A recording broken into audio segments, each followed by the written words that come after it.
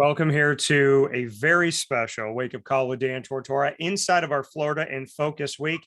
You know, that wake up call logo right behind me here with the sun rising out of the coffee cup, made by John Granquist, my graphic designer, who I also went to school with at Marywood University. Shout out to John. This is perfect when it comes to Florida in Focus because it just fits as the sun shines here all day, every day. So happy to be here in the second home of Wake Up Call this week for Florida in Focus. Want to thank you all for joining us from Central and Upstate New York, up and down the East Coast, the Midwest, the West Coast, and all around the country, including in our second home of Florida. I'm here picture in picture with Joe Fields, and I want to let you all know that I thank you for being here from Cafe Kubal. Head out to Cafe Kubal, 3501 James Street, 324 West Water Street, 401 South Salina Street, all in Syracuse, as well as 343 Fayette Street in Manlius, New York, and celebrating their one-year anniversary very recently here. Head out to their drive-through location on the corner of Route 11 and Taft Road at Sweetheart Corners in North Syracuse. So with that being said, I mentioned Syracuse and I mentioned the South, and Joe Fields knows all about both.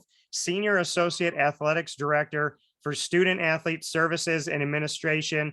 I'm going to challenge you all to remember that and write it in the feed here at the end of the show here. Joe Fields here with me. Played at Syracuse. It's the first time I ever saw his name was when he was at Syracuse University as a player, and then helped out Syracuse University in their athletic department before returning back south to Texas A&M as the Senior Associate Athletics Director for Student Athlete Services and Administration. Mr. Fields, we've talked off the air, but it's good to finally do it on the air. How are you? I'm doing great. I appreciate you having me on. I'm really looking forward to the conversation. You know, man, I'm guessing that's your office. This is my office. I have a pretty sweet setup for about another semester. And then actually we will be building a bigger and better student athlete services. And so I'll be relocating to some temp spaces, but this is absolutely a pretty cool setup. Yesterday, we actually had the College World Series on and had staff coming in and out just kind of watching. But yeah, like can't complain about the office setup at all. Yeah, it looks very, very nice here. It looks like you have, you know, the TV there, but also could be like that pull open dartboard, whatever. So you got the thing on the wall. You have nice setup here. I could see that window overlooking something special, and you got some depth of field there. And I love, and this speaks SEC to me all day, every day. Yeah, Dan, this is my office. Pretty nice digs, but we're building a bigger space. So I'm going to be in a little temp area before this, you know, giant, massive place becomes more of an arena for me. So that is absolutely the SEC way. Bigger is better, no question. I've kind of adapted that mentality. And it's funny, that's not a dartboard. That's actually like a whiteboard that I kind of keep strategic plans on, and just kind of just an opportunity to go down and jot some things down. And so my staff members, they're always trying to come in and peek in the board, peeking at a little cabinet to see what's kind of going on and what I've been planning up. But for sure, like that's certainly the SEC way. Bigger, better, always trying to move forward, no question. And I like the fact that you chose to sit exactly where you are so that we can't see what's on that board of all that special writing, all those secret plans that you have at Texas A&M. I close it and lock it, and I take the key with me daily, or I spray it and erase it. But yeah, I try to stay ahead of the curve, and I just like, you know, just different textures. Sometimes you can type it, sometimes you need to get to the board. I think that's absolutely the old football student athlete in me. When you go to the board and write X's and O's, I still I'm stimulated that way to get in front of a whiteboard and kind of jot some things down for sure. Yeah, and I love it. And you know, it's really like what I do. I mean, it's the pen and the pad. I tell people all the time that there is literally nothing, and I could grab anything right here in the studio, but you know, it's like it's right here off to the side. There is nothing to me that is more vital when it comes to ideas and plans and whatnot than having a traditional pen and some paper. I don't give me a napkin, give me an index card, give me the back of a receipt, but I definitely, some of the best things that I've ever written were on napkins and the back of receipts. I'll say that much. Yeah, absolutely. And listen, Dan, I'm all about efficiency, right? I got my laptop, I got my iPad, I got my phone. I'm all about keeping everything synced and together. But there is something about just being able to grab a pen or grab a marker and just jot things down. I feel like it just stimulates you differently. It comes out differently. So I'm always a fan of just jumping up there and kind of doing some of those things. And I'll do them in staff meetings. I'll do them in the staff office. I'll write something down and whatever the case may be. But certainly like different type of love languages for sure. Yeah, I mean, if it, and that's the thing you said, love languages. The reality of it all to me is when you understand the importance of a pen and a pad, it's just different, and it causes you like I know for a fact that if I want to be really honest with myself, it's a pen and a pad.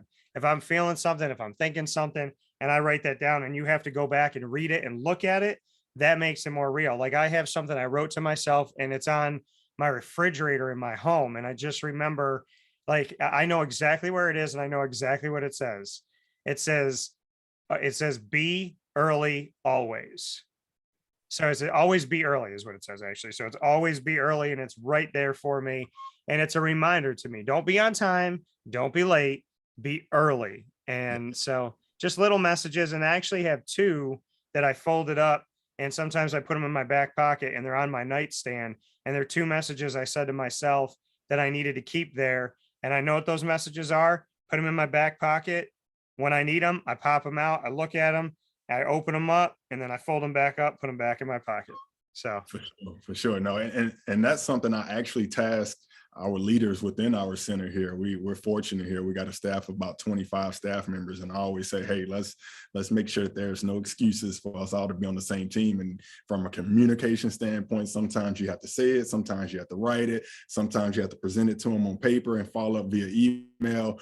But everything, everybody's a little different, and what they need to be successful is all unique. And I try, as a leader, I just try to make sure I'm kind of meeting them on that level and taking out some of the guesswork so that everybody can operate at a very high level. But you're absolutely right as it relates to our personal preference and having just different ways to communicate and what we actually want to do and what we're actually comfortable doing when it actually comes down to it is always a little different. yeah. And we go back, you talked about going to the right whiteboard as a player. Let's go back to those playing days. And you're a native of Houston, Texas. So you're back in your home state. You and I talked about this off the air. I went to Booker T. Washington High School and then went to Syracuse University. So bring me back to Houston, bring me to little Joe Fields and what life was like at Booker T. Washington High School. And if there's anything about young Joe Fields, little kid Joe Fields, that you still think you keep today. Yeah, absolutely. I think when you go back to little Joe Fields in Houston, Texas, playing at Booker T. Washington High School, it actually started out as little Joe Fields, the Pop Warner football player, because we actually played at that same high school in Pop Warner. So as a Pop Warner student, as a Pop Warner football player, I always dreamed of playing at that high school and was fortunate enough to play at the youth league that played at that high school. And then one day I was able to play at Booker T. And it was Texas football. Friday Night Lights is absolutely what you thought it would be in Texas growing up and all those things. And my first game, I don't know if you've seen Friday Night Lights, and Dallas Carter, one of the teams that's featured on there early in the Friday Night Lights football game, was actually my first high school varsity football game. I played Dallas Carter. And so, but no, just a great experience and at Booker T. And I have a lot of pride in Booker T. Washington, saying I'm from Booker T. Washington. It's a inner city, Houston Independent School District high school that has a lot of pride. And they're not the same anymore. They're much smaller, and they've built a lot of other schools bigger and better around it. But the pride of Booker T. Washington, if you've been there, everybody still kind of hold near and dear to that high school. But a lot of fun memories. It's funny. I remember I'm fortunate enough to cross paths with R.C. Slocum some days. And I actually remember R.C. Slocum coming through those hallways and Paul Pasqualoni coming through those hallways to recruit me. And I'm grateful that I was able to attract a few of those coaches to that high school to kind of give me an opportunity to play football at a much higher level. And I was grateful. I was fortunate enough to receive a scholarship to go to Syracuse and play quarterback. And everybody say, how did you get all the way up there to Syracuse and bypass all of those Texas schools? And I always say, hey, like Syracuse gave me an opportunity to play quarterback and play right away. And when you talk about representation, like I knew they didn't have an issue playing an African-American quarterback. I saw Donovan McNabb play it. I saw RJ Anderson play it. I saw Don McPherson play it. And so I knew I would have a legit opportunity to play quarterback at Syracuse. And so I packed my bags and I went on up to Syracuse. And you said it that, Syracuse didn't care about color, right? They just wanted to have the people that they felt were going to be best to go out there and get after it on the fields and in the courts of life. And that's something that, I'll always appreciate because, that goes back to Jim Brown. It goes back to Ernie Davis and Floyd Little and whatnot. And at the time where you're playing quarterback, with Donovan McNabb's playing quarterback, when Randall Cunningham at that time too, right? It wasn't like it is today where people say, is Lamar Jackson a good passer or is he just a good runner? That's the conversation we have now. Should he be the highest paid, this, that, whatever? Can he run? Can he pass? Can he do both? That wasn't the conversation back when you were playing. Back when you were playing, the conversation was, well, quarterbacks are white. And then if there was like 3 or 4 nationally ranked, and not even, I can't even say nationally ranked, but if there was 3 or 4 quarterbacks of African-American descent that were even spoken of, it was this reality. And it's so weird to think I'm 36 years old and I feel like this feels like 100 years ago, but reading things and seeing things where you just got these undertones of the way an African-American quarterback was spoken about, like, but can he play the game? But should he play the game? Well, they all run, they can't really throw. And I look back to these days and I'm just like, wow, like the way that Lamar Jackson's talked about now and Deshaun Watson's talked about now, and just in general, what we hear today, and Malik Willis, it's in Kyler Murray and whatnot, it's not what it used to be. What it used to be was they don't belong at this position. So you playing back at a time where that was the motif, that was the theme, that was the kind of normalcy. How did you feel about that? Because you brought up the fact that you wanted to go to a school that didn't care what color you were. For sure. I think, being an athletic African-American quarterback, it was always the conversation about being an athlete, so when coaches came into the high school and it was, can you play receiver? Are you willing to play running back? Do you want to play DB? Do you want to play linebacker? I mean, like immediately you would probably lose me right there because I grew up playing quarterback. I was, that's kind of the path I was headed down, and I saw representation in the NFL. And so like you can do those things. And I think for Syracuse, they had already broke down those barriers and those stereotypes for generations. When you go back and you look at some of the folks that had already played quarterback at Syracuse. And so as I went through the recruiting process, that was a big deal for me, right? Like when Syracuse came in and recruited me, it was, I can turn the TV on and watch their games and see an African-American quarterback. I can look in the NFL and see Donovan McNabb and see a quarterback that they've already produced. And so I could see that thing. I could see that was a real thing and that I can actually do that there. And that's what really, really attracted me to Syracuse, in addition to like a lot of other barriers that had already been broken, whether it was the Jim Brown, the Floyd Littles, the Ernie Davises that had already come through there and that was already being represented and highlighted at a very high level at Syracuse. That was not even a conversation when I was being recruited by Syracuse. And to this day, I'm very proud of that. I'm very proud to say that occurred at Syracuse, and I'm a part of that brotherhood who gave those type of opportunities long, long ago. Did you have was it Donovan McNabb or was it Randall Cunningham or Doug Williams? Like when you saw the few on the list of African-American quarterbacks and guys that could translate to the NFL, was it Donovan or was it somebody else that you kind of looked to and said like, well, if they can do it, I could do it? Oh, it was Donovan for sure. It was, I wore 5. I tried to dress like him. I tried to run like him. I would mimic what he was doing. I watched the Eagles. I was a big Eagles fan. Oh, I was Donovan McNabb through and through, man. And it's funny when I was being recruited, and I'm telling you, it's still the deal. I was already trending towards Syracuse, and when they told me I could wear 5 and all of that good stuff, I was done. I was, signed, sealed, delivered for sure. And I was thinking back to that in the fact that you wore number 5, and I just remember that because, I've been following my whole life, and you played back in the early to mid beginning of the 21st century, 2004 to 2007. And so, that was like at the time when I was in college, and I came back and I bought season tickets with my dad, and we went out and saw the team and whatnot. I know that it's taboo to say this, and rest in peace, but Greg Robinson era. But but I remember that because the thing, whenever people bring up 44, I always say, well, 5 is the second one to me.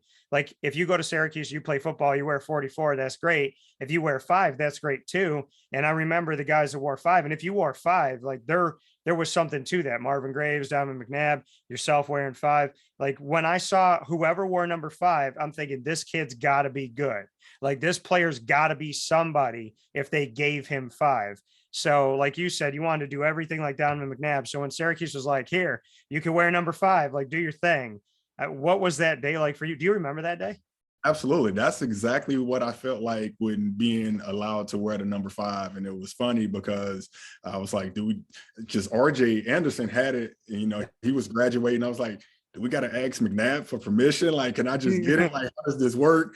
And, and Coach P was like, hey, if you choose Syracuse, you can wear a 5. And I remember just sitting in the house and, talking with my parents and like, I'm in. I get to wear 5. I get to play quarterback. They showing me a lot of love. It was everything I was looking for during the recruiting process for sure. I think it's really amazing that in this Florida in Focus week of specials, I had on Tuesday, Jason Poles came on the show. It did a fantastic Paul Pasqualoni. And now you just came on and without even being provoked, did a fantastic Paul Pasqualoni. Hey, JP, I do a better Coach P impression. I tell you that, bud. But it's just so awesome that I'm talking to you both and people got to experience. And I didn't ask either one of you to do it. And you brought me right back to when I got to talk with him when he was at UConn and Syracuse. It was still the Big East. And I remember I caught him in the hallway and I said, Coach P, I've been wanting to interview for you for a long time. When you were at Syracuse, I had not started my career yet. So, I was in high school. So when I finally got to talk to him, I said, I want to talk to you about UConn, but I also want to talk with you about Syracuse. And he was like, that we can walk and talk. And I went and I spoke with him. And when you do that, I literally see him right in front of my face in Rhode Island. So it is a good one. That's a good impression. So he's such a strong personality, strong character. And for me, like I had a chance to interact with him at such an impressionable time in my life during the recruiting process in my freshman year. And so everything he said and how he said it really resonated to me. And so I haven't seen him in years, but I feel like he's one of the few that I can do a great impersonation of. And I do it around the house with my wife and she has no clue what I'm even talking about.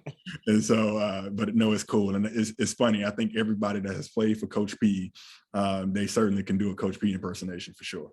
Well, and the thing is, like when we look back on it and when Coach P, wrapped things up was back in 2004. So, I mean, what was that like for you he recruited you, you came in to play for him, and then it shifted to Greg Robinson and eventually you shifted from quarterback to DB. Do you think you would have stayed a quarterback under Coach P? Just bring me into getting recruited by Coach P and then realizing as a young kid how much of a business it is when here comes a new guy, he's got his players. So how much did that affect you personally and how much did it affect your position in your opinion? Yeah, no, for sure. I was fortunate enough to be recruited by Coach P, and I started as a true freshman there at Syracuse in one style of offense. And a lot of the things that I was working towards and the offense that he installed was like really beneficial to my skill set and why I chose Syracuse. And obviously when he was let go and Coach Robinson was brought in, he brought the West Coast offense in, and it was a little different and, a little different than the 5 years to 6 years that I had been trained and coming up from a quarterback standpoint, but I was certainly open to it. But it was certainly different because it wasn't necessarily about the athleticism and the ride and decide, the decision, and being able to use your legs and throw the ball. Like it was a lot more about timing and precision, and you need a lot of things to go right with that style of offense. And whether it's offensive linemen, receivers, quarterback, play calling, like everything needs to be clicking, right? Like you got to have Joe Montana and Jerry Rice and those guys really operating that thing at a very, very high level. And so for me, I was in a tough spot. I was trying to figure out hey, do I want to stay in this offense? Do I want to go put myself in another situation that's more conducive to my skill set? And then it was this other thing. I had absolutely fell in love with Syracuse, and I wanted a Syracuse degree, and I saw a way to potentially further my career. And Coach Robinson had actually had success with quarterbacks changing to different positions. And by this time, I had actually started wrapping my head around like trying to extend my career.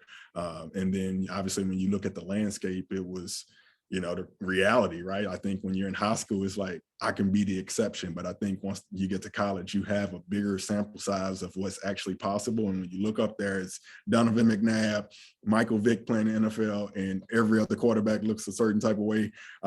You love the game, and you think you have some other abilities to kind of contribute to the game. It's when I really kind of start processing other positions and other opportunities to potentially extend my career. And Coach Robinson was absolutely helpful for that. We talked about receiver, we talked about running back. He was like, hey man, I think you'll have a chance to be pretty darn good at safety because of these qualities. And I trusted him, and I jumped over there to that side, and it actually worked out. I tell you, one of the things when I switched over to safety, one of my priorities were getting more interceptions than I actually threw. So I was like, I want to leave Syracuse as a plus player.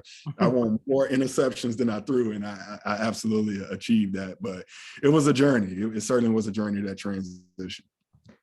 Yeah, and so for you, going back to it then and going off of what you said, is it fair to say that you chose the transition and not the coaching staff, not Greg Robinson? Was it both, or how did that work out? Did you go to him and say, hey, like, I'm looking at the landscape and I feel like I have to do something else to play at the next level? Where did that come about? Because normally a coach is saying, hey, I'm going to move you over here, but did you move yourself essentially? No, so I was actually exploring the possibility of transferring to a program that actually better fit my skill set at quarterback. But deep down inside, I had absolutely fell in love with Syracuse and wanted to earn my degree. And Coach Robinson was great. He was like, Joe, you don't have to leave, man. Like, you're going to go down, play 2 more years of quarterback, and that's going to be it. And you're going to go to a school that probably values you, or probably not, but we love you here. We think that you can do an incredible job of playing a different position. You can earn your Syracuse degree.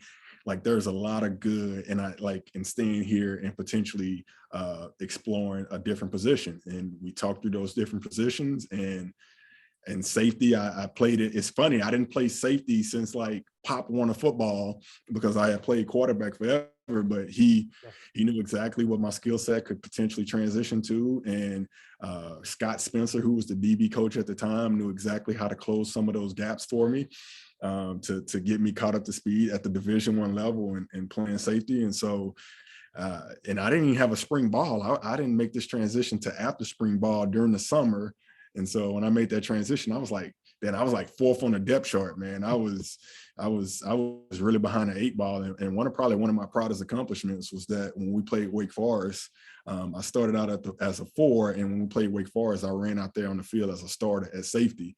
And just kind of all the work that went into it, all of the conversations and the trust that I had in Coach Robinson and Coach Spencer, it all kind of came full circle at that moment for me.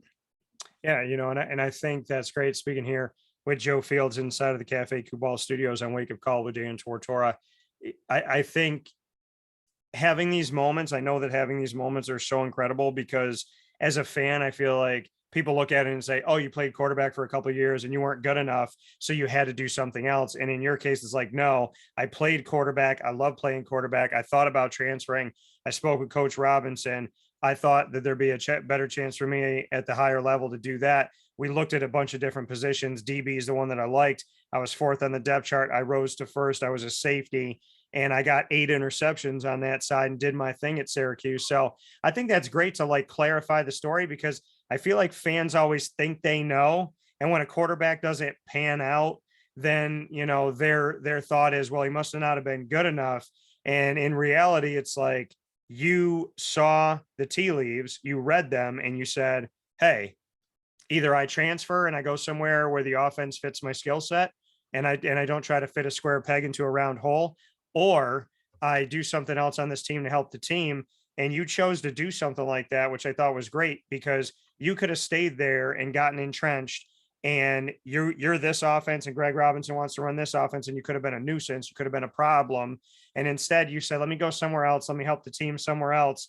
And then you went and built your stats up that way and built your brand up that way, which I think is great. So let me say, and let me look right into the camera when I say this to the world, Joe Fields didn't get taken off the field as a quarterback. He chose to shift to defensive back and safety. So let it be known, folks, he's not one of those, where did he go? He was on the other side of the field. So show the man some respect. Yeah, for sure. And Coach Robinson would have let me kept playing quarterback at Syracuse. I could have transferred and kept playing quarterback for sure, but Yeah. I think for me that was absolutely the best decision, and a decision I absolutely made. And I'm still to this day one of the best decisions I made in my life for sure. Life after football at Syracuse was what? Because, everybody that plays college ball, they want that pro workout, they want that opportunity. So what can you say about your experience and maybe what you impart on people when they ask you about their own journey?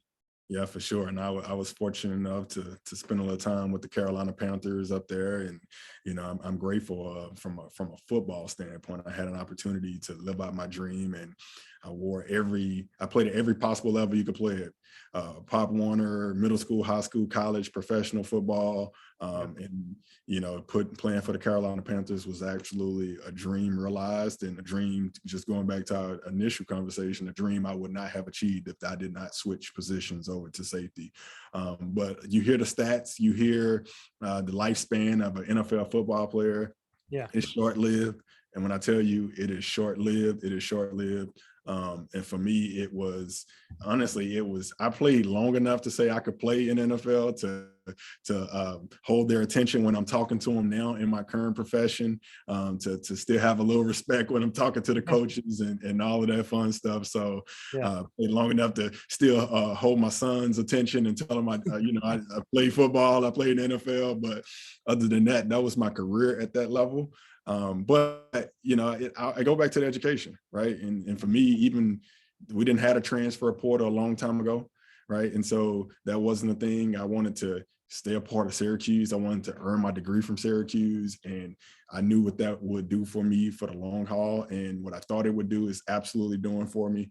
A proud two-time graduate of Syracuse, and for me, football afforded me the opportunity to go to college and earn 2 degrees for free, which is, like, in this current environment, it's not said enough. Like, the benefit of your education, I think we minimize that a little bit, but I'm so grateful that I was able to earn my degree from Syracuse via the avenue of football. And that's something I try to impress on a lot of our student athletes now. Like, don't make a 1-year decision, don't make a 2-year decision, make a 40, 50-year decision. And I'm living proof of kind of what that looks like, kind of coming full circle for sure. Yeah, and Joe, I mean, you have had such an incredible journey with Syracuse to come there to play quarterback, to be with Coach P, then shift to Greg Robinson, to bridge the gap and sound like you had a good relationship in the transition, which doesn't always happen, to play DB, to go and play in the NFL, to play with the Carolina Panthers. And it's funny, if you hadn't said anything, that's what I would have said, because it was in my head. I was like, as soon as I said it, I'm like, Carolina Panthers. And it's just weird, the things you don't. It's just like, it's there. When it comes to Syracuse players, it's like, it's in here and I talk to you and it clicks a button.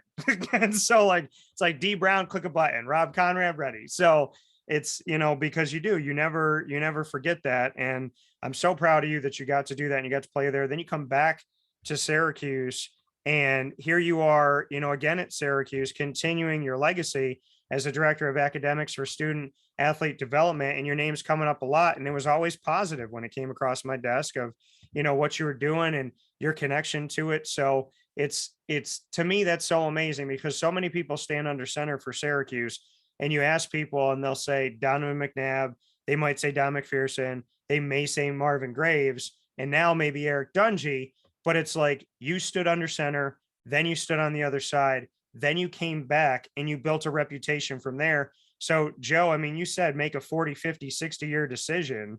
In my opinion, your legacy with Syracuse is concrete and it's locked into place forever, because you found success, you got your degree, you're utilizing your degree to go out there and build bridges. And then you came back to Syracuse to help the next person in so many different ways. So, I mean, I think it's cool that I heard Joe Fields here, here, and here, and here, and here. And I'm like, man, is this man doing everything right now in Syracuse? So it's really cool that this is what you've done and this is your legacy. Because to me, that's better than any touchdown you can throw, because you've had an effect on Syracuse over a span of more than 1 decade, which I think is really cool.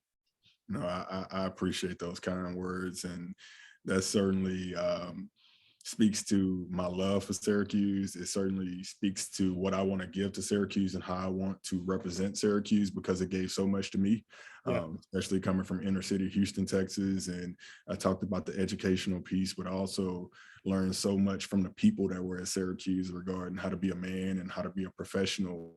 And so for me, I just want to represent it at a very, very high level, and every opportunity I have to give back and make it a little bit better. That's something I take very seriously. And guess what? Like everyone can do that graduates from Syracuse. Everyone that wears orange has the opportunity to make the impact that I've made. You don't have to be Donovan McNabb, Eric Dungy, Sean Tucker. Like everybody can make an incredible impact in some way towards Syracuse University, for sure. Yeah, and having that bridge. What was your fondest moment or two, or something that sticks out to you that you put like that feather in your cap from Syracuse, that when you're down at Texas A&M, you go back to a moment when you were working there outside of the world of playing football, and that you were working there as a resource for student athletes? What things did you take with you in your profession that you feel can still help you today from your experience at Syracuse at that point in your career when you were a professional? Yeah, I had a transformative experience at Syracuse as a person, as a Big student words. athlete, and as a professional. And there are so many things that I learned in all of those spaces that are helping me inform and drive my decisions, that the way I lead Texas A&M currently, how I walk as a man, and some of the principles that I try to instill in whoever I come across. But just some of the moments I remember, you know, Boston College on the road. I remember beating Louisville on the road. It's funny now transitioning as an administrator and working in the Final Four runs with Syracuse basketball. And then some of the relationships, like incredible relationships, and whether it was Dino at the end before I departed, Coach Boeheim, like, are you kidding me? Coach Boeheim was fantastic to me and my family. Tommy Paul, who's over the academic center now at Syracuse, he's someone I still call and seek his advice. And Herm Frazier, Adrian Archery, Gary GMAC. Man, those are some real dudes, some dudes that Brad Pike, like I could say so many names of people that made an incredible impact on me. And I can go back, and whether it's on a plane ride, heading to a game, sitting in the cafeteria over at their houses, just learning from them in the training room, getting my foot tape and some of the lessons that the athletic trainers are teaching you.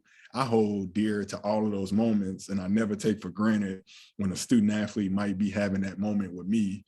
And so I'm always trying to make sure that I'm paying it forward and that I'm giving them something solid and tangible that they can potentially take on to impact them for the rest of their lives, for sure. That coming from Joe Fields here on Wake Up Call with Dan Tortora inside the Cafe Kubal studios in our Florida in Focus week, from Syracuse to Texas A&M.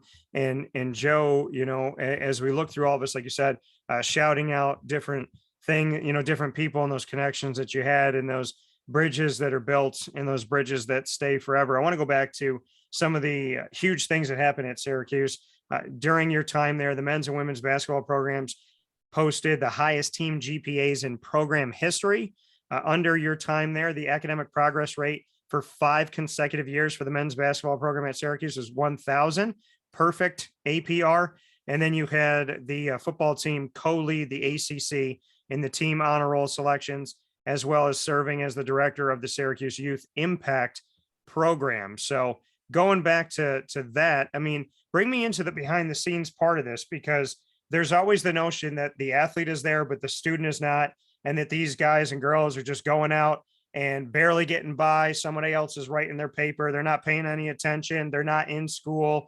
So, I mean, if you ask the average sports fan, they're like, psh, none of these kids care about school. And then here you are, posting what you did with the men's and women's basketball programs and the football program. So speak on that and tell me about Syracuse specifically, and give me a behind the scenes tour if for the people to know out there that the student and student athlete at least mattered when you were at Syracuse as well. Oh, for sure. And you naming out those stats and those accomplishments, it kind of took me back, and we had it absolutely completely rolling. And when you look at the basketball scores, we were playing in Final Fours and graduating student athletes in 3 years. We had perfect APRs and first round draft picks. And, Brittany Sykes, she was one of the women's basketball student athletes there. She's playing WNBA, and Eric Dungy and Zaire Franklin, Chandler Jones, like those were student athletes that were getting it done on and off the courts and fields and absolutely in the classrooms. And the sacrifice that's necessary that you go through. And it's a different sacrifice at Syracuse. It's, now it's a lot more online classes, a lot more convenient, a lot more kind of have it your way. But at Syracuse during those times, man, you had to work out, you had to travel, you had to get up and go to class in the snow. And we made them no excuses and I used to always tell them, hey man, like I went here, I did it. And sometimes that's going to be a good thing. And sometimes it's going to be a bad thing because I had to get on those Central buses and get onto campus and hop off and go to class and take care of my responsibilities. So I expect you to do the same thing. And so there was a lot of good conversations and we had great support. Coach Boeheim supported us at a very high level. Coach Hillsman supported us at a very high level. Dino, Doug Marone, you name it. I was fortunate to work with a lot of great coaches that really prioritized academics and wanted the best for those young peoples in all aspects of their lives, for sure. And when you were at Syracuse, you worked your way up. This isn't just something that was handed to you over a span of 7 years, looking at academic grad assistant and then academic coordinator, assistant director and associate director, and then director of academic services. Bring me into that, just staying the course, staying with it, keeping with your journey, believing in your vision and your mission, and rising up from a grad assistant to being a director. That doesn't happen overnight. And when you look at your track record, that wasn't like a hand it to you, someone who knew somebody who knew your dad. I mean, you worked your way to where you were at Syracuse. And I think that story needs to be told and how you did it, because I think we live in a world today where kids think that they wake up in the morning and it should just be handed it to them with their breakfast. Yeah, for sure. Like it was, like year after year, accomplishment after accomplishment, opportunity after opportunity, and really taking it step by step. And I'm so grateful that was my journey. That was my approach, because I think that it really benefits me today. Like as a professional, I know what it's like to be a graduate assistant. I know what it's like to be an entry-level employee. I know what it's like to be a mid-level employee. I know what it's like to be a director. And so when I'm communicating and having conversations to people that's in those seats, I know what they're going through. I can connect with them a little differently. And it's no different than being a former student athlete. I can connect with you from a student athlete standpoint because I lived it. And so as a professional, having sat in all those seats and having went through that journey that they're about to go through is really helpful in my leadership when kind of guiding them. And you're absolutely right. You see a lot of, like we talked about, like a lot of have it your way, and this is what I want, this is how quickly I want it, and this is when I should get it. And that's just not the reality, right? And you should be learning something at every step of that phase. And so when you skip those steps, you're probably not as equipped as you should be when you get to the spot you need to get to. Right. And so there's a process that's happening, that's occurring when you're sitting in those different seats, and they're not always happy, and you're not always fulfilled when you're sitting in those seats, but there's something critical that you should be learning that's going to help you down the road, that's playing a bigger role. And so even now, those are things that I'm telling myself, I need to learn this. It's a reason that I should be doing this, or I'm going through this. I need to be putting this tool in my toolbox so that I can, one, guide someone better down the road, or two, I'm more equipped to handle this situation at another time moving forward. So bring me into Syracuse to Texas A&M, how it all went down, how it happened, and the dominoes that fell that moved you back to Texas. Yeah, it was kind of like you talked about. I kind of had sat in all of those seats at Syracuse, and we had accomplished a lot of amazing things. And throughout the course of the time, I actually started getting a lot of interest from a lot of institutions. And I'm so grateful for Tommy Paul's mentorship And it was like every week, every other week, someone was reaching out and saying, hey, are you interested in this? Or would you like to do this? And one day Tommy Paul set me down. He was like, hey, all right. We had a map. We was talking through a map. It's like, where you want to be? Okay. What institution? And he threw the map back at me and he said, hey, don't come back in here unless it fits in that circle, okay? And so Texas A&M was one of those institutions that fit in that circle. That was a logical next step. Obviously, getting the chance to run my own shop, so to speak, in the state of Texas, close to home, incredible resources. And so I was so fortunate that I had the opportunity to come down here and take the next step. And I'm so grateful for Syracuse because they did all they could to try to retain me and those things. But I think too, they realized that it was a great next step for me in my journey, and they fully supported it. And so I was so grateful that they provided me that on the way out, because that meant a lot to me. And as I talked about, Syracuse it holds a special place in my heart. And Texas A&M has been everything I thought it would be. You know, it's incredible passion, incredible support, the expectation of excellence in everything that we're trying to do here, and to play a role in that and play and have an impact in what we're trying to accomplish from a student athlete services standpoint, from an administration standpoint, is a huge responsibility. And I'm lucky, I'm grateful I have an opportunity to sit in this seat and serve in this role for sure. Yeah, you know, and coming out here, I mean, you've worked your way as well. Associate Athletics Director for Academic Services, and back in 2017, and you've had oversight of the Center for Student Athlete Services, the CSAS, and that has academic services, learning center, student athlete engagement units.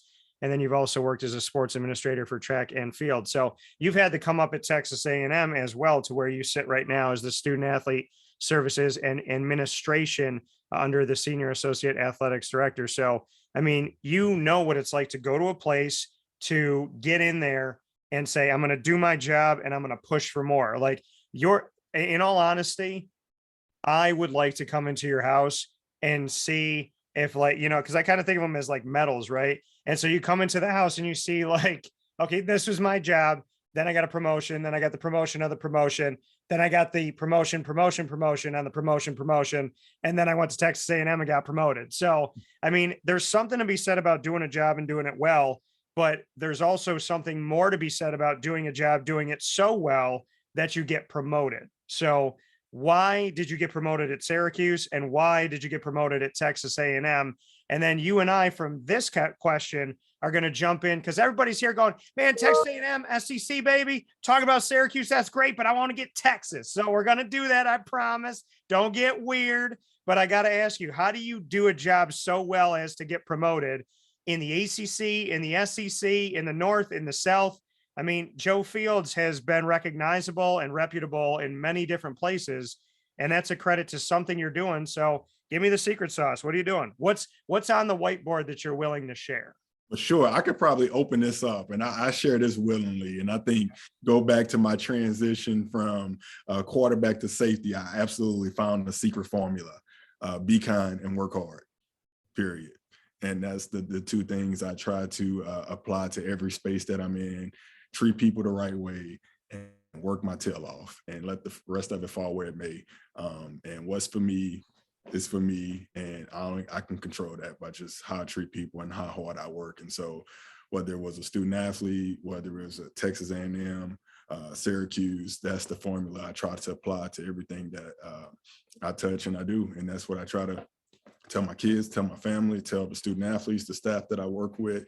For me, it's that simple. You know, it's just treat people kindly and work my tail off. Be kind and work hard. I agree with that. I would add faith into that for me.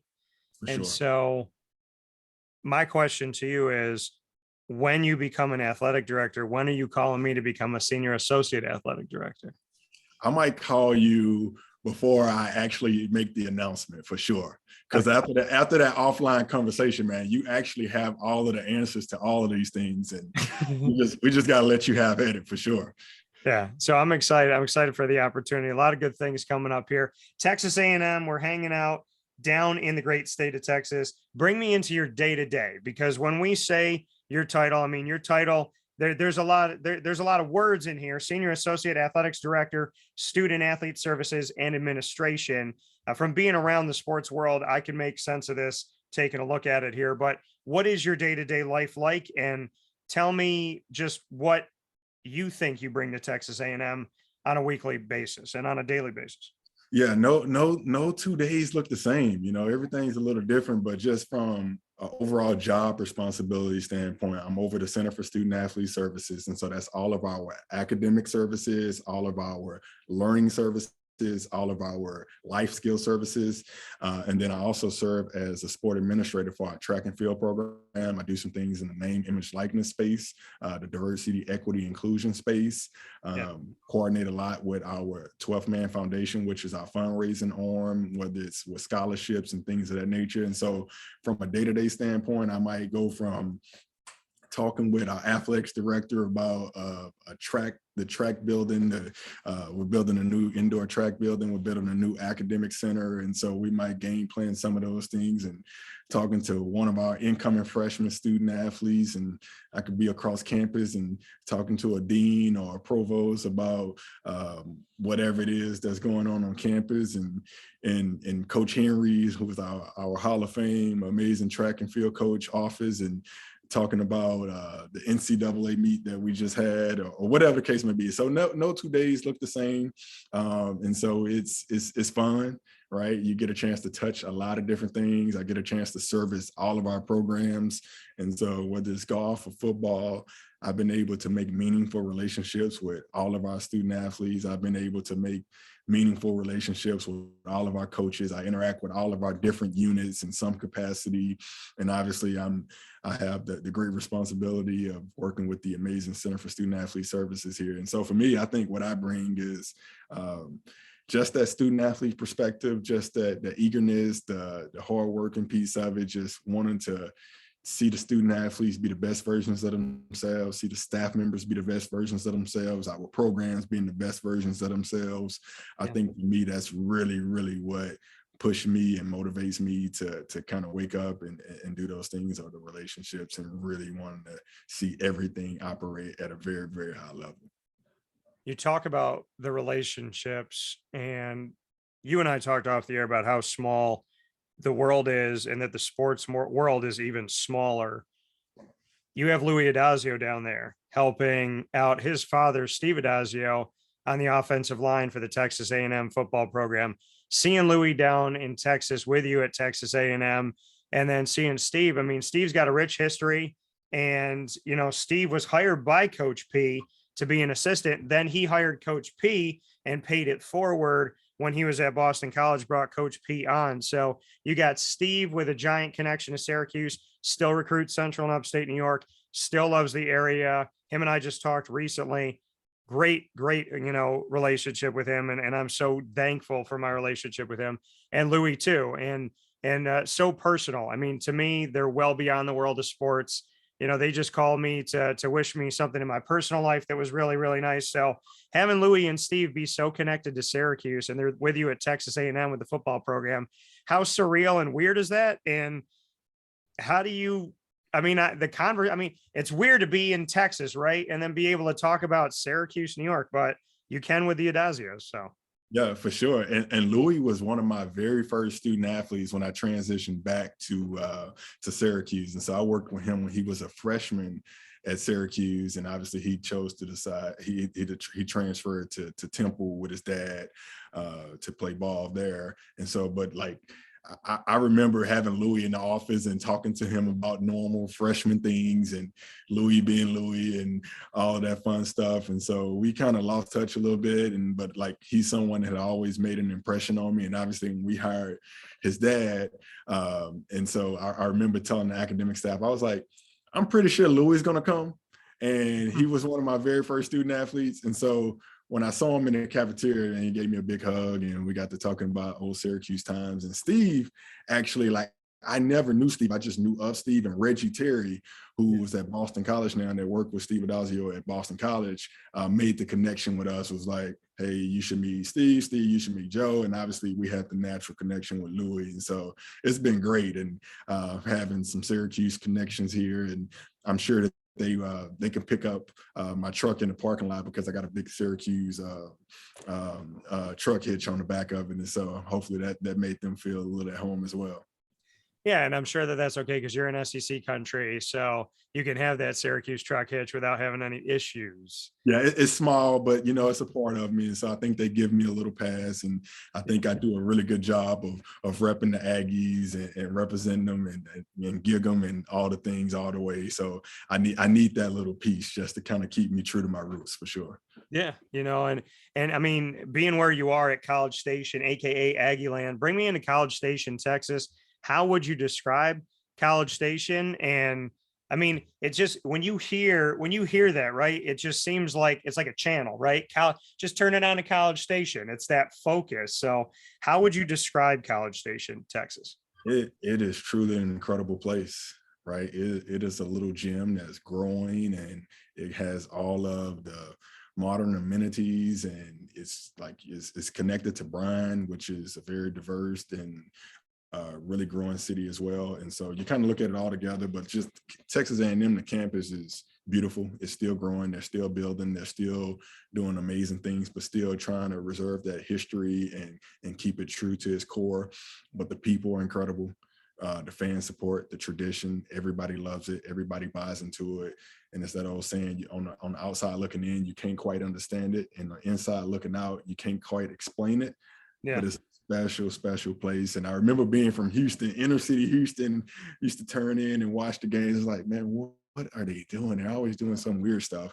And then after you go to a game, the next time you're doing exactly what they're doing, and you're drinking the Kool-Aid, and it's fantastic. And so, but when I say it's like special place, it is really a special, unique place, and it's a bucket list item. A Texas A&M football game is surely a thing that you probably want to take in your lifetime for sure. Why? Because the pageantry, the tradition, the care, the experience, it's all of those things, and then you get the chance to watch a really good football game. And you said it, and and it's funny. There's actually a site. Well, it's part of the Texas A&M site on tamu.edu. You could find Aggie Terminology. So there's a bunch of different Aggie terminology here. And the thing that's weird is there's former student, which sounds self-explanatory, but then there's Giggum, good bull, howdy, and whoop. So I got to ask you, how would you describe each of you said Giggum, but how would you describe them? Good bull, howdy, and whoop. How would you describe any of those? And are they used as much as Giggum, or is Giggum the one? Oh, for sure. So howdy, and so that's how you greet someone. And so the cool part about howdy is you could be anywhere in College Station, and you don't say hello, you say howdy. And so you could be on campus, you could be in Walmart. If you say howdy, they're going to say howdy back. So it's a really cool greeting. Texas A&M, you don't boo, right? You right? And something really cool happened. You say, hey, that was some good bull, good bull. And then the last piece is the whoop, right? And so if someone receives an accomplishment or something noteworthy, they just hit you, they just give you a cool little whoop. And that's just like an acknowledgement of what just occurred, and something really, some good bull that just occurred. So it's, again, it's a lot more to it, but that's actually a little crash course that'll get you through Aggie Land if you can kind of master those little pieces. And I'm going to read the description of Giggum on tamu.edu. It says, Aggies will often flash a thumbs up and say Giggum. This is a phrase that dates back to 1920. The term was popularized by P.L. Pinky Downs, a member of the Texas A&M Board of Regents in class of 1906. When Downs asked the crowd at a yell practice before the 1930 TCU football game, what are we going to do to those horned frogs? Improvising, he borrowed the name of a sharp-pronged frog hunting tool called a gig, answering his own question by saying, Giggum Aggies. For emphasis, Downs made a fist with his thumb extended straight up. Today, the phrase and thumbs up gesture are a universal sign of approval for Aggies and identify an Aggie or an Aggie fan. Usually done with the right hand, the Giggum sign also showcases the Aggie ring, which is traditionally worn on that hand. But even more than that, Giggum signals optimism, determination, loyalty, and the Aggie spirit. So what does Giggum mean to you personally? And how often do you see it? You see it probably at the end of every email you receive. Every Twitter account or whatever they're kind of into, like, it's kind of how they sign off. It's kind of how they say, hey, go attack the world for sure. Yeah. And then obviously a lot of pictures, like it's just understood that that's Giggum because everyone's also flashing their ring. But for me, Giggum is, hey, just an acknowledgement of, hey, go attack the world. Go do it at a very high level. And for me, that's when I hear Giggum, it's like kind of permission or just kind of acknowledgement to go on and keep going and do amazing things for sure. I like that. So to stick with this, we're in SEC country. There's a few more points here with Joe Fields, Wake Up Call with Dan Tortora inside of the Cafe Kubal studios. How would you describe the SEC from the inside out? Because you're living in a world, and, for those playing the home game, I'm just going to paint a little picture of the SEC. Alabama, Georgia, Auburn, LSU, just to name a few schools. And, so I said Alabama, Auburn, LSU, Georgia, Florida to go along with Texas A&M. And Arkansas is trying to get up right now. Tennessee's had some glory days. Kentucky in basketball obviously has their moments. Oklahoma and Texas are coming in. So how do you describe basically which will become one day its own collegiate league? Yeah, you heard it here first. So it's three conferences that recruits want to hear about right now: AFC, NFC, SEC. Right, and it is a highly, highly competitive league, and in all regards. And when you name the sport, every team, every program is trying to compete at a very, very high level, which I think what makes it, that's what really makes it special, is the pursuit of excellence. And you have incredible student athletes, you have incredible coaches, and honestly, behind the scenes, you have a lot of incredible administrators that's kind of bringing these things together and kind of pushing these programs forward. But you name it, in all regards, I think the SEC is a conference that's pushing the limits and really trying to be great. But I would say it's highly competitive in all spaces, and whether it's academically, I don't think enough is being said about kind of the pursuit of excellence in that space and graduation rates. And obviously you see what's happening on the gridiron. You saw the College World Series from a baseball standpoint. Women's basketball, it is insane right now. Track and field, I can go down the list on and on of what this league looks like right now and what it will look like in the future with Texas, Oklahoma, and either you're doing a great job or you're trying to do a great job. And so, some of those teams you just kind of hit on, they're building, right? And they're investing and they're trying to take it to the next level. And so we joke about the office and what we're trying to do here and kind of moving forward, but you can't sit still. You got to continue to kind of press the envelope to be the best, because all the folks are really trying to come catch you and pass you so that they can, have success as well. But the SEC it's an incredible conference, and there's there's a lot of incredible conferences out there for sure. But living in the SEC right now, it's a little different, just with the passion and the competitive spirit right now. October 9th, 2021, Jimbo Fisher, his staff, and the student athletes of Texas A&M defeated in a home contest number 1 ranked Alabama 41-38. Alabama almost never loses. I think there's like a 7-year span, and you're like, they lost 4 games or something like that. So Texas A&M not only defeated Alabama last season, they're one of the only teams to defeat Alabama over a string of years on one hand. So what does that mean? And then the second part to that, is it true what I've always been thinking, is that everybody wants to beat Alabama, and if you don't beat Alabama, you get fired. But the reality of it all to me is, once you beat them, then the fan base is like, okay, well, now that we did it, now you got to beat them every year. So bring me into that game. And is the fan base now sitting here going, all right, Jimbo, you better do it every year now? Yeah, that was an incredible night, and I don't know that I've experienced many nights like that in just my life, and just kind of being a part of that and seeing it all transpire, and the game, and actually what happened after the game, and all of the chatter after the game, and all of that fun stuff. And obviously what has transpired since that, with the conversations and the press conference and all that fun stuff. But yeah, like you talked about, the expectation to beat Alabama, to be competitive with Alabama, has gotten a lot of coaches fired. and you know, I think that with any great program, it's all about consistency, and consistency in all things, not just beating Alabama, but in season after season, and beating whoever it is that you're supposed to beat. And right, obviously Alabama and Georgia, they're the measuring sticks, and that's what you want to be. And to say that you're the champion, to say that you have arrived, you have to beat them, and you have to consistently beat them, because we know what they stand for. But they're an incredible program. They built it the right way. They built it to a point that it's consistent, and that you know what you get when you play them. And I think for us, and what Jimbo has done here, in the way that he has recruited, the way that he's running the program, the way that the staff members that he put around the student athletes, to develop them in all spaces, is a demonstration and kind of a sign of kind of where we're trying to get to, and where we will be. And so that's the challenge, to beat them consistently. But I think we have the infrastructure to do so. I think Jimbo understands the formula to do it, and now it's about just kind of doing it consistently at this point. Texas A&M got attacked very directly.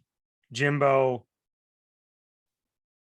handled that, and I can say what I want to say because I own my company. So, I mean, I could say however I want to say it, but I mean, you're from the inside out, and you're dealing with this, you know, every day. And so we already know that in the SEC, there's going to be a giant spotlight. We know Texas A&M has a giant spotlight being part of the SEC.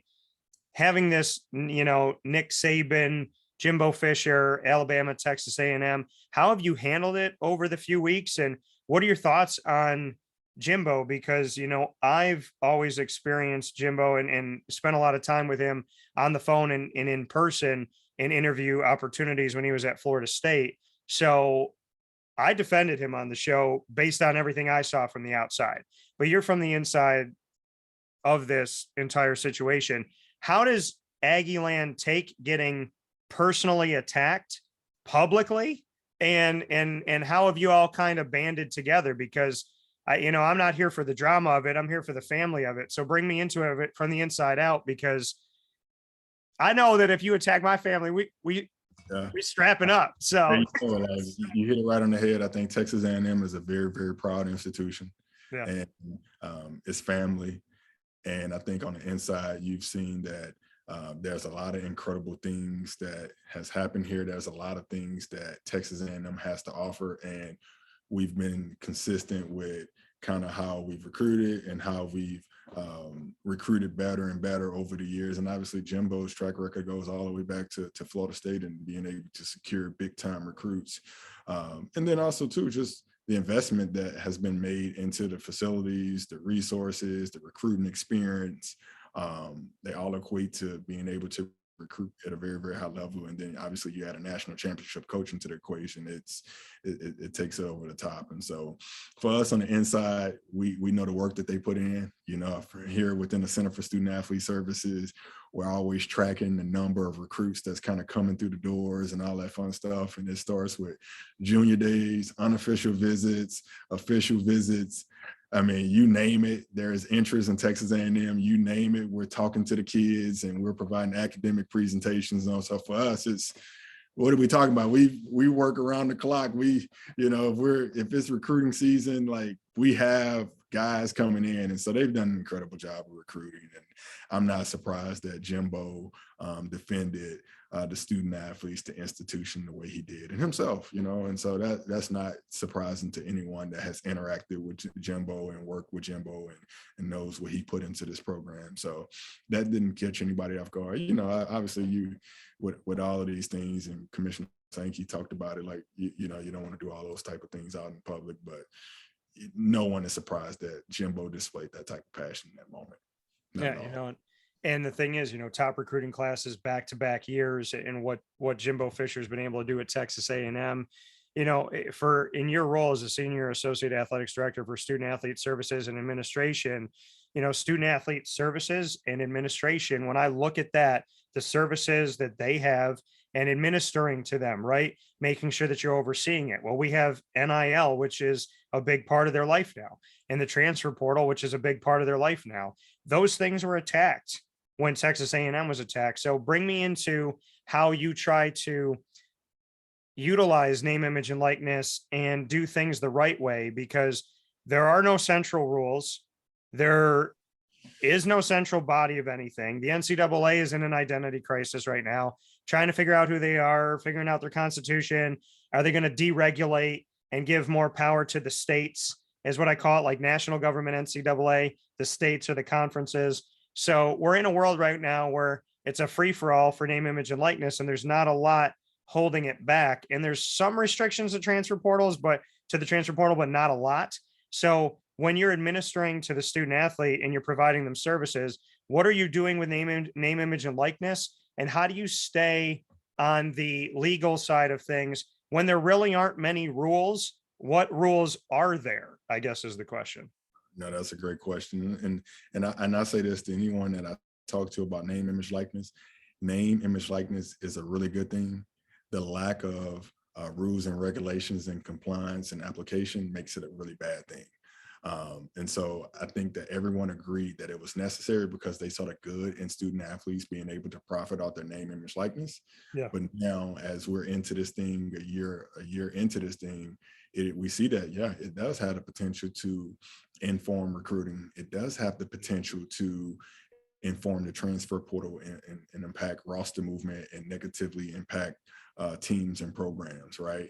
And so for us as an institution, in the state of Texas, it's totally different than what, say, Louisiana or Mississippi are allowed to do because there's no general structure. And so with that, there are so many unknowns, and there's always the opportunity to say what you're doing is wrong or what you're doing is right, because we don't quite know your rules, because we don't live in your state and all of that fun stuff. And so I think for us, the approach we have taken here at Texas A&M is that we want to be an incredible resource. We want to educate our student athletes at a very, very high level, recording all the things. And then two, we want to help them create their brand and maximize their brand, right? Because we believe that those are things that will serve them well for the rest of their lives, and knowing how to represent themselves and knowing their value and kind of how to maximize those things are just good things.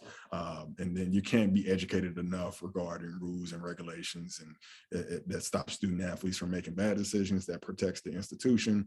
And so all of those things are good. Now, there's these collectives and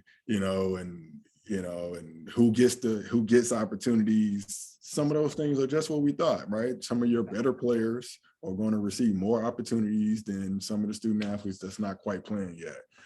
And then obviously there's an unknown world of recruiting and collectives and retention and transfer portal that some institutions it might be appropriate, some states it might not be appropriate. And so those are the things that we need help and we need guidance on it.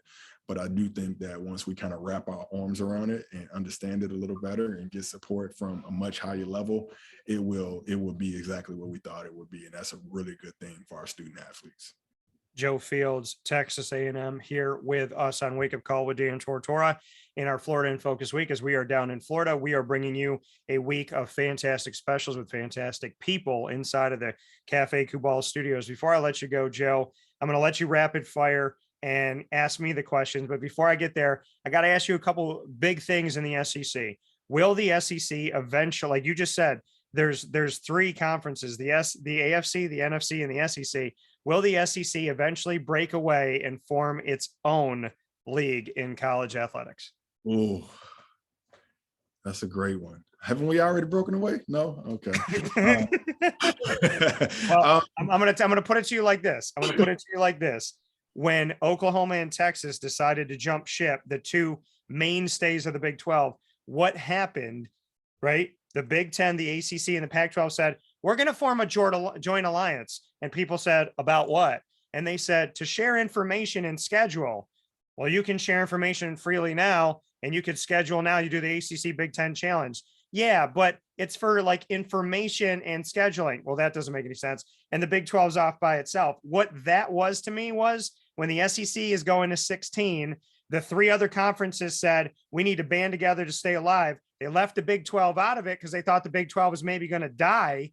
And here we are. And then there's the rest of the other 5 conferences and the American trying to still push into that power. So I think the joint alliance was created in a way of saying, when the SEC forms their own league, we're going to have to form our own as well.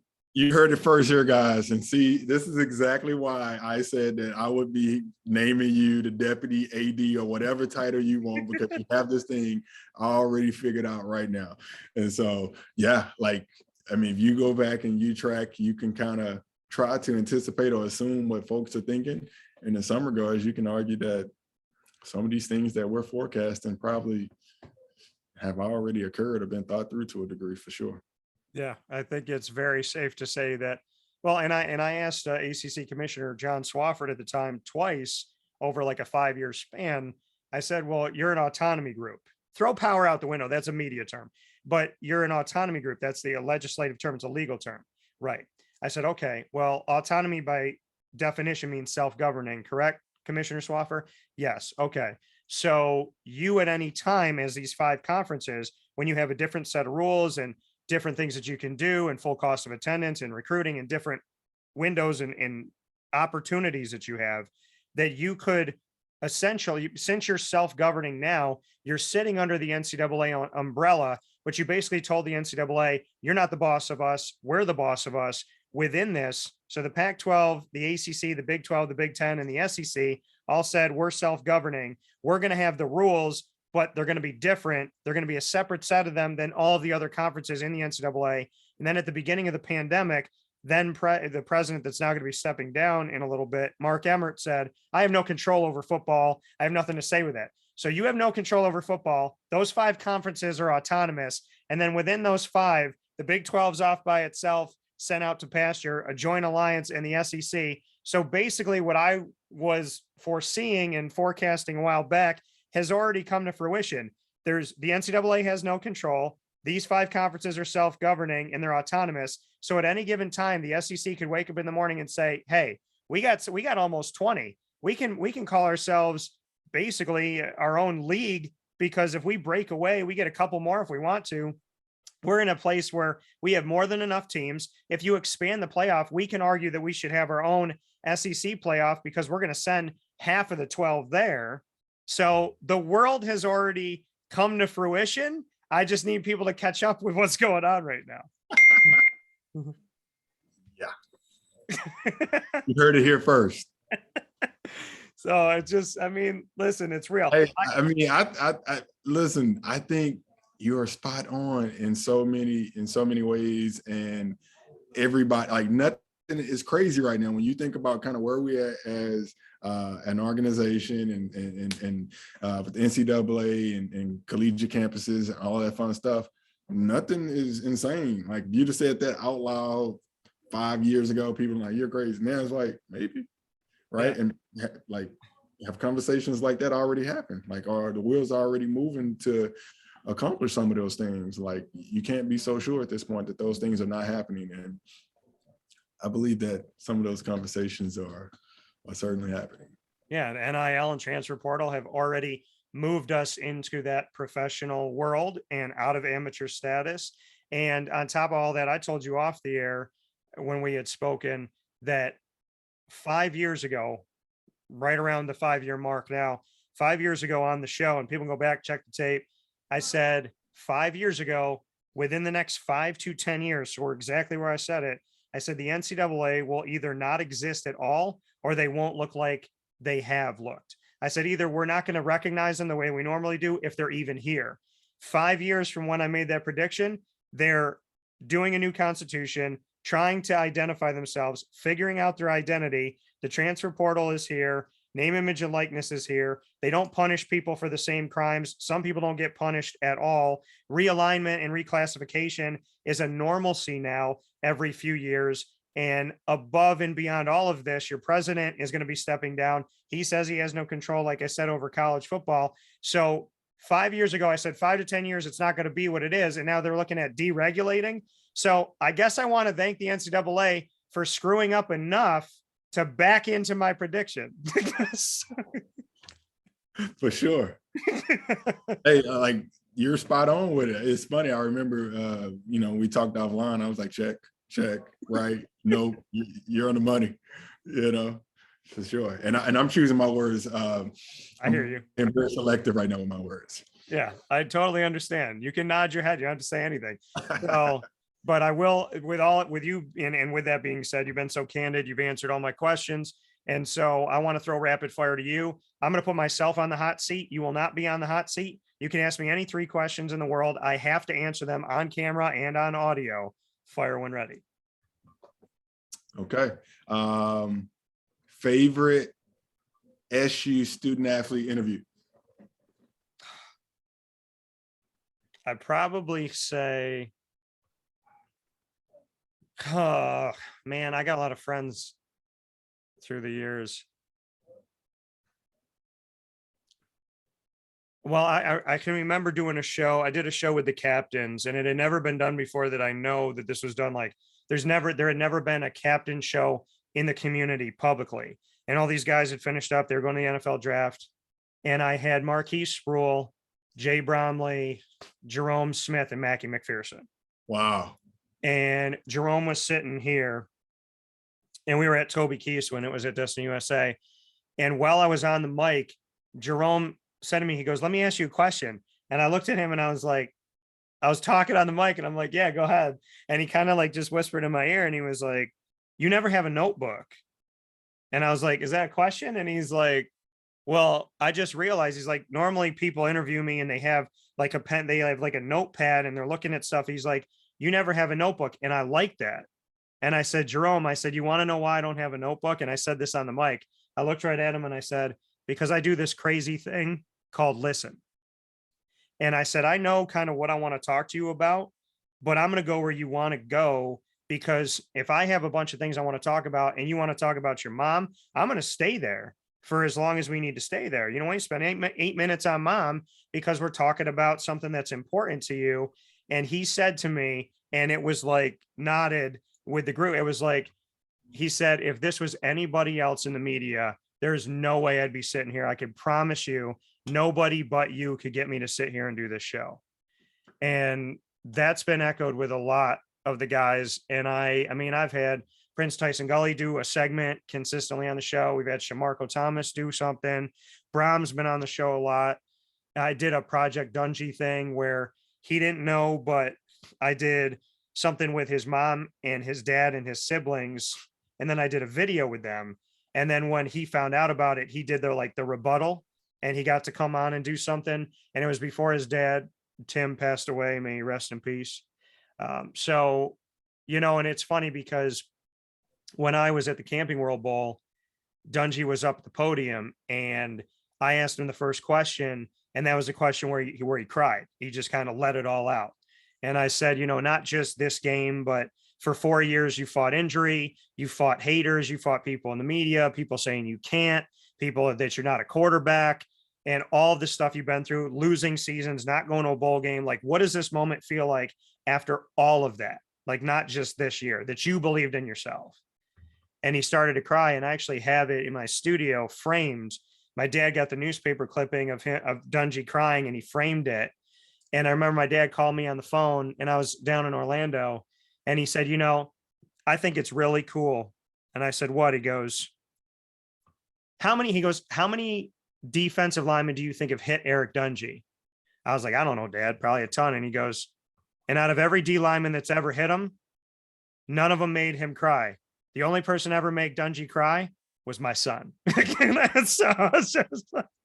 So I'll never forget that, but like all in a good way. But no, I mean, Cindy, his mom, just like still keeps in touch. Awesome family. And I don't know if I could pick a favorite. I just have like favorite moments, I guess. Yeah, no, those are all phenomenal guys there. Like, I mean, I have special moments with each and every one of those young men as well. That's pretty cool. All right, next question. Predict Syracuse football schedule, win, loss next year. All right, I'm gonna pull it up. so that I can be clear on the whole thing here. I'm going to go down the line. I normally do this closer to the season, but I'm going to do this for you because you asked. So start off the season against Louisville at home.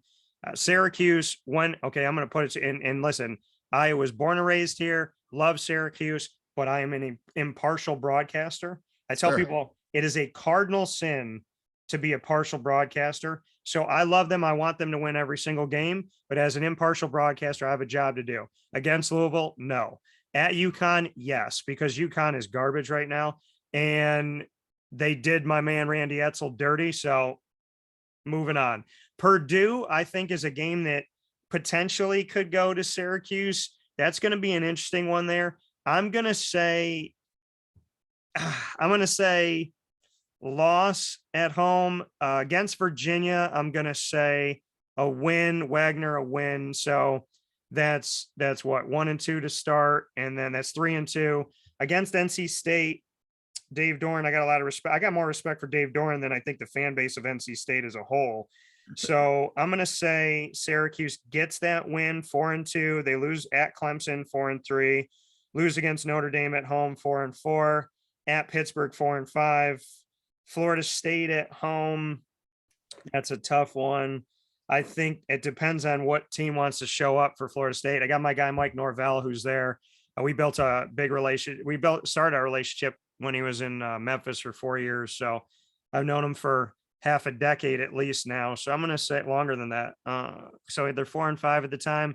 I'm going to say 5-5, and then at Wake Forest and at BC, I'm going to say Syracuse will end the season 5-7. I don't see them at best 6-6, but I think 5-7 probably. We differ by 7. You differ by what? I got us winning them all. That's fine. Impartial. I told you, as a fan and as a native, 12-0. But as an impartial broadcaster, I have a job to do. And if you are a homer as a broadcaster, then you lose credibility. So I got to be me, you know. But that's fair. So 5-7, but Dino and that staff knows dang well that I want them to be 12-0. So for sure. No, that's fair. Last question. Predict the college football national champion next year. Oh God. Jeepers Christmas. Are we at 12 yet? No. So I'm going to say they're going to want 12 when the SEC breaks away. They're going to want 12 with all the conferences that are left. But I would say Alabama will be there. Georgia lost like half their team and a bunch of their defense. But I would say probably Alabama, Clemson, Pac-12. I have no faith in. That's why Lincoln Riley went there, because he knows he can win in the Pac-12 is, oh God. So, bro, yeah, the only thing that's rising there is their gas prices. So I'm gonna say Alabama, Clemson. I'm gonna give Texas A&M some love. I'm gonna say show me something. Listen, 2 years ago I said you should have had the spot. You should have been there. Cincinnati and Texas A&M should have been in there, not Notre Dame and whatever other trash was in there. So that I had Texas A&M. I put the graphic up. So you go back and look at it. I live by my words, Aggie land. So Giggum 2 years ago, I got the committee and I have agreed one time in the college football playoff, and that was last year. And outside of that, they've been wrong. And that's because there's favoritism. But I would say Alabama, Clemson, Texas A&M, and Ohio State, maybe, because they stroke the ego of the Big Ten. So I'm going to say Ohio State. But yeah, I mean, Texas A&M, prove me right. Like, y'all deserve to be there 2 years ago. You got Adazio now. You got both of them. You got my man Joe Fields in the building. You got Jimbo. You got the top 2 recruiting classes of the last 2 years. So go ahead and prove me right. But I had them there 2 years ago. I think they take this spot from Georgia maybe for a year. But yeah, I'd like to see that national champion. That's tough, man. I just like it. No, That's good stuff right there. I appreciate you going out on a limb and answering those questions for sure. Yeah, well, you know, I mean, I am subject to change as we look through it, but I mean, Texas A&M deserved it 2 years ago. So I would like to see them prove me right now. So with that being said, Joe Fields here with us on Wake Up Call with Dan Tortora inside of the Cafe Cubal Studios, Senior Associate Athletics Director for Student Athlete Services and Administration, and his time at Syracuse as a student athlete and working in their office as well. So Joe, I appreciate it. I'm happy we finally got to do this. And I guess I can only end it by saying, Giggum. Giggum. Thank you, Dan.